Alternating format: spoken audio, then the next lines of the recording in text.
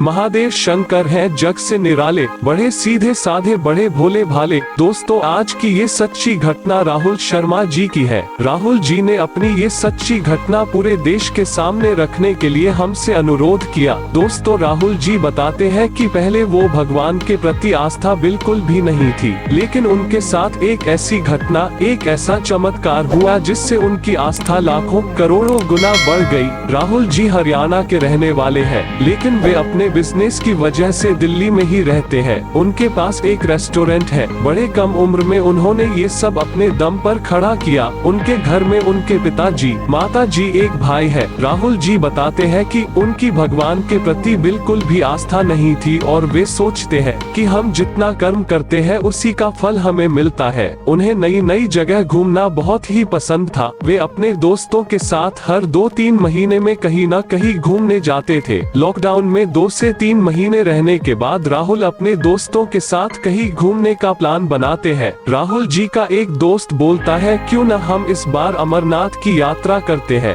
सब ने बोला हाँ वही चलते हैं। राहुल जी ने बताया कि हम वहां जाने की तैयारी करते हैं। सब बहुत उत्साहित थे वहां जाने के लिए। हम अमरनाथ के लिए निकलते हैं। हम वहां अच्छे से पहुंच भी जाते हैं। हम वहां रात में पहुंचे। हमने वहां एक होटल लिया। अगले दिन सुबह ही हम अमरनाथ मंदिर दर्शन के निकले। अच्छे से दर्शन भी हो जाता है। फिर हम वहां आसपास पहाड़ों पर घूमने का प्लान बनाते हैं। एक दिन रेस्ट करके हम खाने पीने की चीजें लेकर हम ट्रैकिंग के लिए निकल जाते हैं।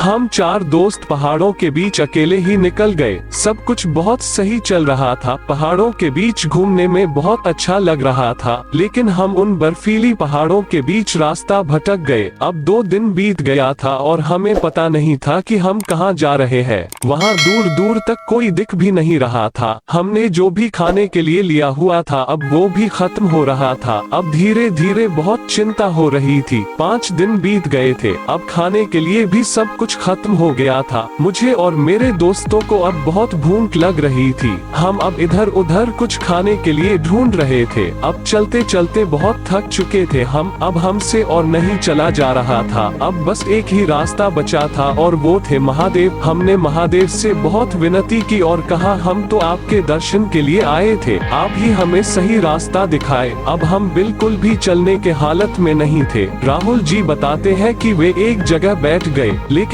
थोड़ी ही देर में एक ऐसा चमत्कार होता है कि जिसे सुनकर आपके होश उड़ जाएंगे। राहुल जी बताते हैं कि अब वे सोच चुके थे अब बचना मुश्किल है, लेकिन अचानक से उनके पास एक साधु आते हैं। उन्होंने बताया उनके आंखों में एक अलग ही तेज दिख रहा था। उनके पास एक थैला था और एक छोटा सा त्रिशूल। वे कोई सिद्ध पुरुष लग रहे थे। वे हमसे पूछते हैं कि तुम लोग कौन हो और यहाँ कैसे घूम रहे हो। इतना सुनकर मेरा एक दोस्त रोने लगा और फिर उसने सारी बात उस सिद्ध पुरुष को बताई। मेरे दोस्त ने बताया कि हम अमरनाथ की यात्रा करने आए थे और हमने थोड़ा पहाड़ों के बीच घूमने का प्लान बनाया और अब हम रास्ता भूल गए हैं और हमारे पास कुछ खाने के लिए भी नहीं है। उस सिद्ध पुरुष ने बोला, तुम लोग चिंता मत करो, मैं तुम्हें तुम्हारे स्थान तक छोड़ के आऊंगा। मुझे यहाँ के सारे रास्ते पता है। उन सिद्ध पुरुष ने अपने थैले से हम सबको कुछ फल निकाल कर देते हैं और बोले, इसे खा लो और कुछ देर यहीं आराम कर लो। हमें भूख तेज लगी ही थी और तुरंत ही बिना कुछ सोचे समझे हम उस फल को खा लेते हैं। फिर थोड़ी देर वही आराम करते हैं। उसके बाद हम वहाँ से निकले। हम उनसे कुछ भी पूछते थे तो वो सिर्फ जय श्री राम ही बोलते थे। रास्ते भर वे जय श्री राम का जाप करते हुए आए। होटल लगभग 2-3 किलोमीटर ही था तो वे हमें रास्ता बताकर बोले, अब तुम लोग यहाँ से अकेले चले जाओ, मेरा टाइम हो गया है और मुझे कहीं जाना है।